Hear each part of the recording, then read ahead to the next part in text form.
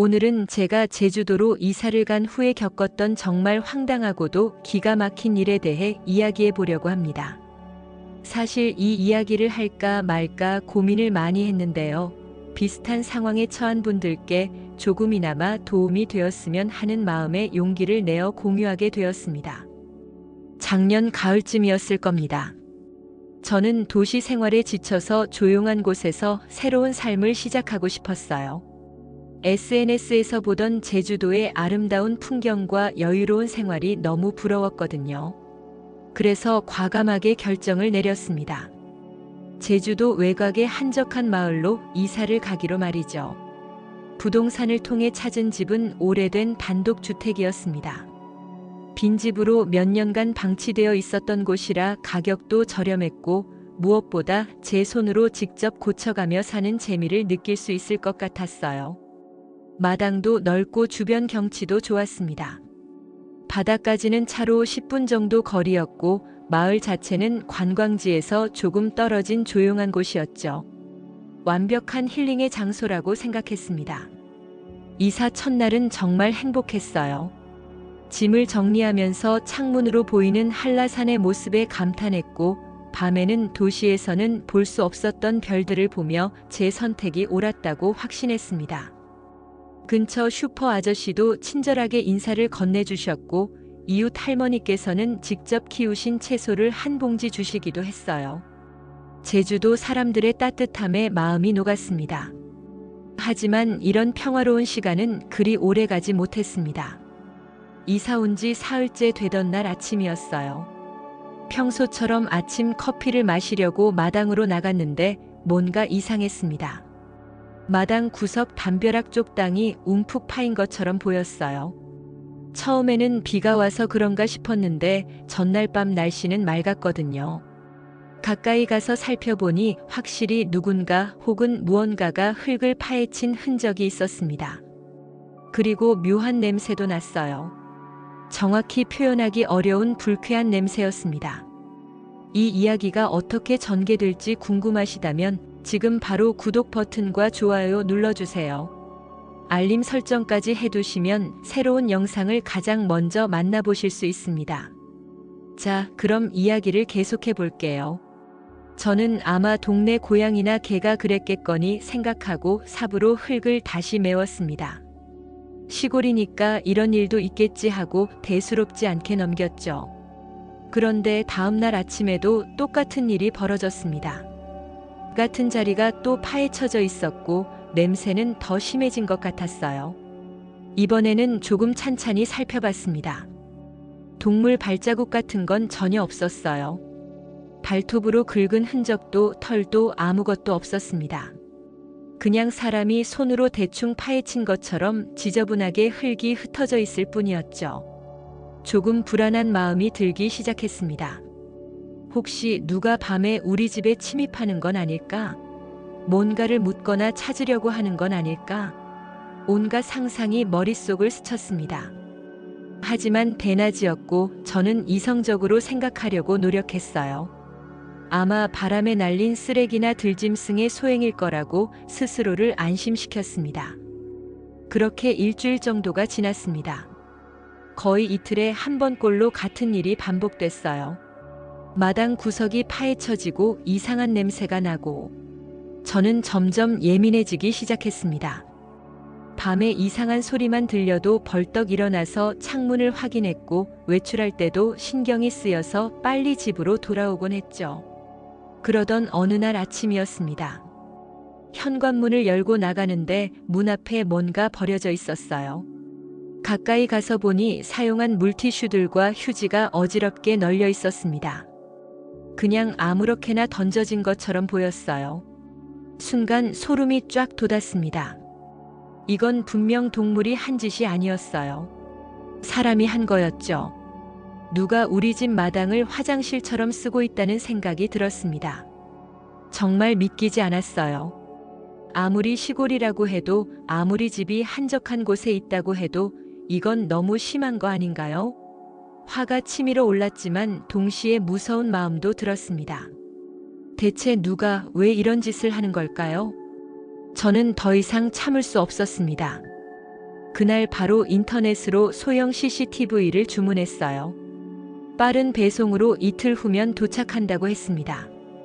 그 이틀이 정말 길게 느껴졌어요. 밤마다 불안해서 제대로 잠도 못 잤습니다. 혹시 또 누가 오면 어떡하나, 만약 마주치면 어떻게 해야 하나 걱정이 끊이지 않았죠. 드디어 CCTV가 도착했습니다. 설치는 생각보다 간단했어요. 집 처마 밑에 마당 전체가 보이도록 각도를 맞춰서 달았습니다.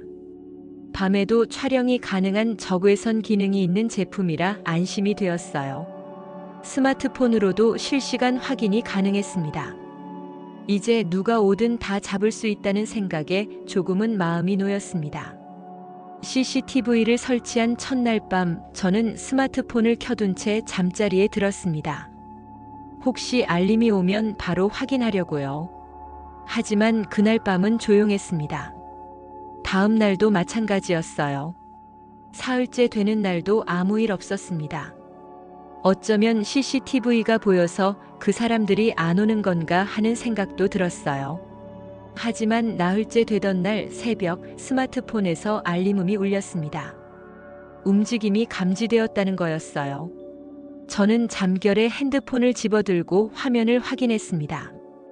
어둠 속에서 적외선 영상으로 보이는 화면에 사람의 형체가 보였어요. 한 명이 아니라 여러 명이었습니다. 심장이 쿵쾅거리기 시작했습니다. 저는 소리를 지르려다가 참았어요. 일단 영상을 계속 지켜보기로 했습니다. 화면 속에서 두세 명의 어른과 작은 아이 하나가 우리 집 마당으로 들어오는 게 보였어요. 그들은 주저없이 담벼락 쪽으로 걸어갔습니다. 마치 이곳을 여러 번 와본 것처럼 익숙한 동작이었죠. 그리고 다음 순간 저는 제 눈을 의심했습니다. 그 사람들이 어린아이의 바지를 내리는 게 보였어요. 그리고 그 자리에서 아이에게 볼일을 보게 하는 겁니다. 제 집 마당에서요. 남의 사유지에 무단으로 침입해서 화장실처럼 사용하고 있었던 겁니다. 저는 그 순간 너무 충격을 받아서 아무 행동도 할 수 없었습니다. 그냥 화면을 멍하니 바라보고만 있었어요.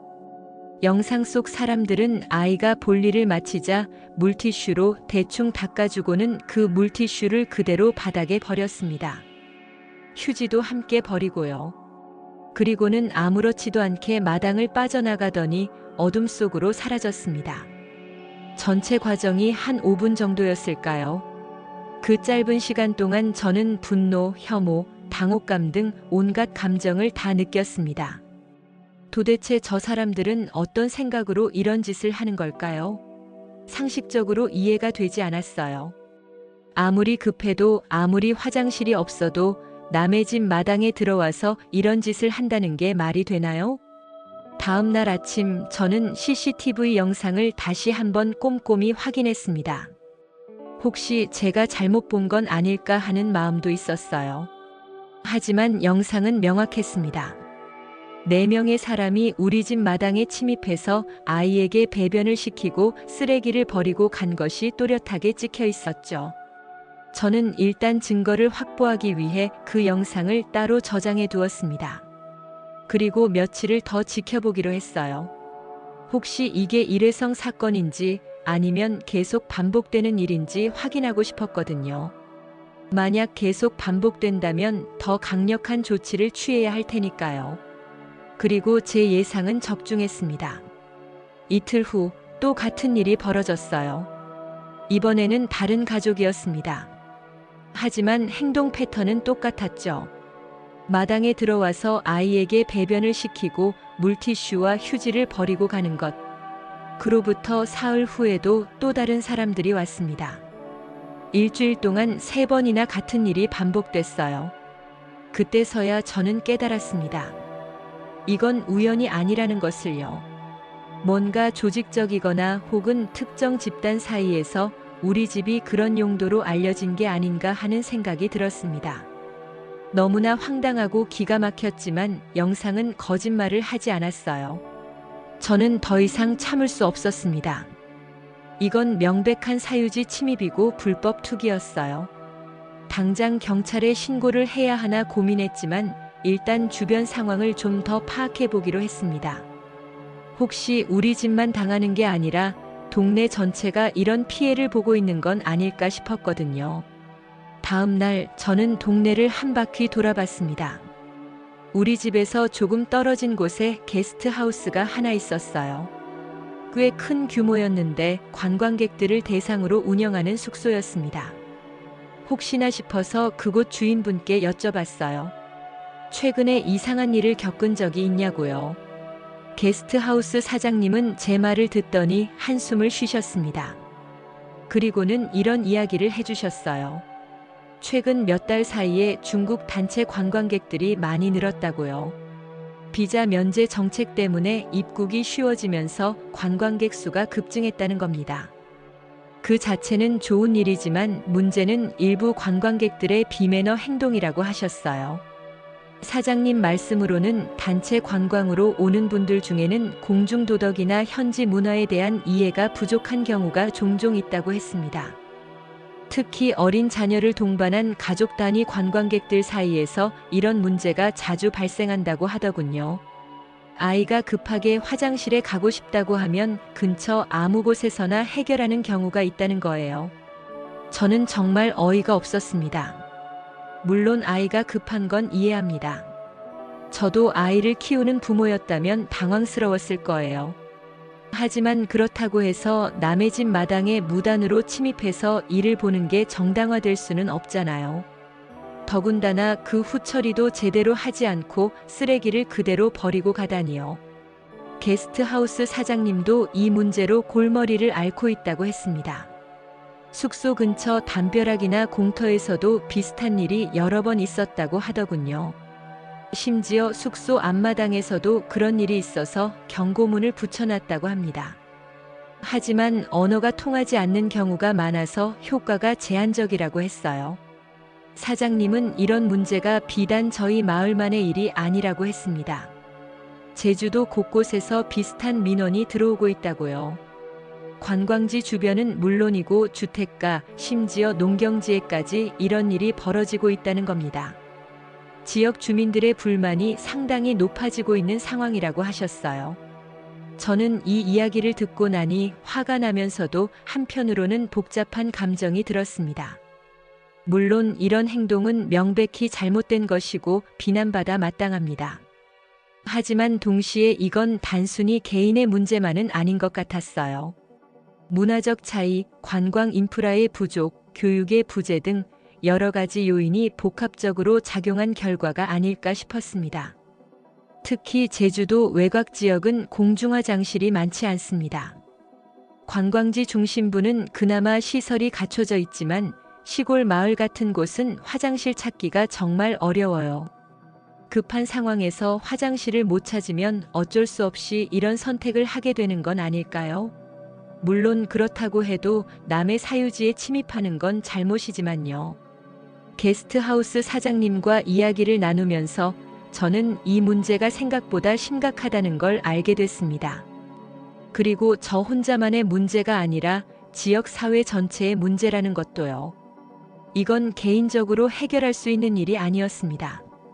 좀 더 체계적이고 공식적인 대응이 필요했어요. 사장님께서는 마을 회관에 가서 이야기해 보라고 조언해 주셨습니다. 마을 이장님께 말씀드리면 마을 차원에서 대책을 마련할 수 있을 거라고 하셨어요. 또한 자치 경찰이나 관광협회 같은 곳에도 문제를 제기하면 좋겠다고 하셨습니다. 저 혼자만의 피해가 아니니까 공동으로 대응하는 게 효과적일 거라고요. 저는 사장님께 감사 인사를 드리고 바로 마을 회관으로 향했습니다. 마침 이장님께서 계셨어요. 저는 제가 겪은 일과 CCTV에 찍힌 영상을 보여드렸습니다. 이장님께서도 영상을 보시고는 깜짝 놀라셨어요. 이 정도로 노골적인 사례는 처음 본다고 하셨습니다. 이장님 말씀으로는 최근 들어 비슷한 민원이 몇 건 더 들어왔다고 했습니다. 쓰레기 무단 투기, 사유지 무단 침입 등이 주요 내용이었대요. 하지만 제가 가져온 영상처럼 명확한 증거가 있는 경우는 드물었다고 합니다. 이장님은 이 영상을 근거로 마을 차원에서 대책을 마련하겠다고 약속하셨어요. 이장님의 주도로 며칠 후 마을 주민 회의가 열렸습니다. 저를 포함해서 비슷한 피해를 본 주민들 여러 명이 모였어요. 각자의 경험을 나누면서 이 문제가 얼마나 광범위한지 알게 됐습니다. 어떤 분은 농경지에 쓰레기가 버려져 있었다고 했고, 어떤 분은 집 담벼락이 오염되었다고 했어요. 회의 결과 우리 마을은 몇 가지 대책을 마련하기로 결정했습니다.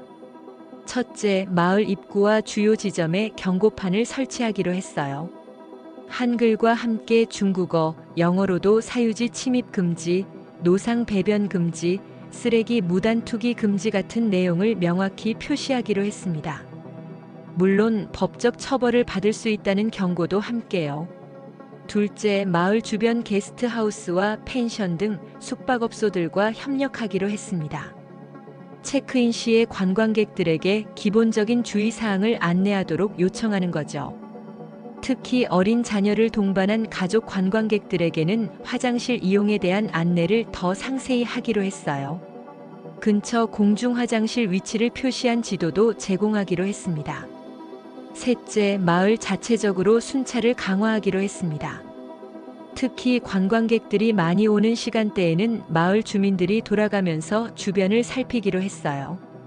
불법 행위를 목격하면 즉시 제지하고 필요하면 경찰에 신고하는 시스템을 만들기로 했습니다. 넷째, 장기적으로는 마을 곳곳에 이동식 화장실을 설치하는 방안도 검토하기로 했습니다. 물론 예산 문제가 있어서 당장은 어렵지만 군청이나 도청의 지원을 요청해 보기로 했어요. 근본적으로 화장실 인프라가 부족한 게 문제의 한 원인이니까요. 이장님께서는 제가 제공한 CCTV 영상과 함께 이런 대책들을 정리해서 군청에 공식 민원을 제기하겠다고 하셨습니다. 또한 제주도 관광협회에도 이 문제를 알리고 관광객 교육 프로그램에 이런 내용을 포함시켜 달라고 요청하겠다고 약속하셨어요. 회의가 끝나고 일주일 정도 지났을 때 마을의 변화가 시작됐습니다. 가장 먼저 눈에 띈 건 경고판이었어요. 마을 입구 양쪽에 크고 선명한 경고판이 세워졌습니다. 빨간색 바탕에 흰색 글씨로 사유지 무단 침입 금지, 불법 행위 적발 시 법적 조치라는 문구가 한글, 중국어, 영어, 일본어로 쓰여 있었죠. 또한 주요 담벼락 근처와 공터 입구에도 작은 경고판들이 설치됐습니다. 이곳은 사유지입니다. CCTV 작동 중, 위반 시 과태료 부과 같은 문구들이 적혀 있었어요. 실제로 우리 집처럼 CCTV를 설치한 집들도 몇 군데 더 생겼습니다. 주민들이 자발적으로 감시 체계를 강화한 거죠. 게스트하우스와 펜션들도 적극적으로 협조했습니다. 체크인 시에 나눠주는 안내문에 관광 에티켓에 관한 내용이 추가됐어요. 특히 어린 자녀를 동반한 가족들에게는 주변 공중화장실 위치를 표시한 지도를 따로 제공했습니다. 일부 숙소에서는 로비에 큰 안내판을 설치하기도 했어요. 가장 인상 깊었던 건 마을 주민들의 변화된 태도였습니다. 예전에는 관광객들이 오면 그냥 지나치거나 무관심했는데 이제는 적극적으로 관심을 갖고 지켜보는 분위기가 됐어요. 수상한 행동을 보이는 사람이 있으면 다가가서 여기는 사유지입니다. 화장실은 저쪽에 있습니다. 같은 말로 친절하게 안내하는 주민들이 생겼습니다. 이런 노력들의 효과는 생각보다 빨리 나타났습니다. 경고판이 설치되고 순찰이 강화된 이후로 우리 집 마당에는 더 이상 그런 일이 발생하지 않았어요. CCTV를 확인해봐도 수상한 침입자는 전혀 없었습니다. 마당도 깨끗하게 유지됐고 그 이상한 냄새도 완전히 사라졌습니다. 다른 주민들도 비슷한 경험을 했다고 했어요. 쓰레기 투기가 확연히 줄었고 사유지 침입 사례도 거의 없어졌다고 합니다. 물론 완전히 근절된 건 아니지만 예전에 비하면 상황이 많이 나아진 게 분명했어요. 경고판과 주민들의 관심이 실질적인 예방 효과를 발휘한 거죠. 군청에서도 우리 마을의 사례에 관심을 보였습니다. 담당 공무원이 직접 마을을 방문해서 상황을 살펴보고 우리가 설치한 경고판과 대응 시스템을 확인했어요. 그리고 이런 방식을 다른 지역에도 확대 적용하는 방안을 검토하겠다고 했습니다. 우리 마을의 노력이 좋은 모델이 될 수 있다는 평가였죠. 제주도 관광협회에서도 연락이 왔습니다. 제가 제공한 영상 자료와 마을의 대응 사례를 바탕으로 관광객 교육 프로그램을 개선하겠다고 했어요. 특히 단체 관광을 주선하는 여행사들에게 사전 교육을 강화하고 가이드들에게도 이런 문제에 대한 인식을 높이도록 하겠다고 약속했습니다. 가장 의미 있었던 건 지역 신문에서 이 이야기를 다뤘다는 점입니다. 관광과 지역 주민의 공존을 위한 노력이라는 제목으로 우리 마을의 사례가 소개됐어요. 기사에는 관광 산업의 성장과 함께 나타나는 부작용, 그리고 이를 해결하기 위한 지역 사회의 자발적 노력이 강조됐습니다. 많은 사람들이 이 문제에 공감하고 응원의 댓글을 남겨주셨어요. 이 과정을 겪으면서 저는 많은 것을 배웠습니다. 처음에는 정말 황당하고 화가 났어요. 내가 꿈꾸던 평화로운 시골 생활이 이런 식으로 방해받다니 믿을 수 없었습니다.